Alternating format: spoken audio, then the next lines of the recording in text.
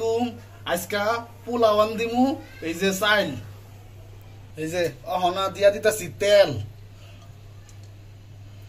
অহনা দিয়া দিলাম এলাচি আর এজলা দারচিনি আর দুইটা তেজপাতা দিমু, তেজপাতা। অহনা দিয়ে দিলাম পেঁয়াজ, পেঁয়াজটা যখন বাদামি কালার হবো ওই সময় চাইলটা ছেড়ে দিব। বাদামি অঙ্গের হয়ে গেছে পেস্টটা, এই যে এখন চাইল গুনা ছেড়ে দিব, নাড়া দিতেছি।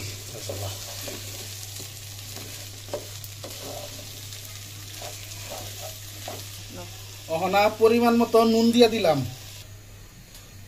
এই যে অহনা এজলা আদা দিয়া দিলাম আর রসুন দিয়া দিলাম, আর এজলা বাদাম বাটা দিয়ে দিয়েছি, এই যে বাদাম বাটা আর আদা বাটা দিয়ে দিছি। এই যে কষানো হয়ে গেছে, এখন খালি পানিগুলি দিয়ে দিম। এই যে এখন এজলা দুধ দিয়া দিমু, একটা নাড়া দিতেছি। এখন গুড়া দিতেছি, হয়ে গেছে। অহন দম দিয়া দিমু, অহনা হয়ে গেছে। এটা অহনা খালি ঘি দিমু, এই যে ঘি।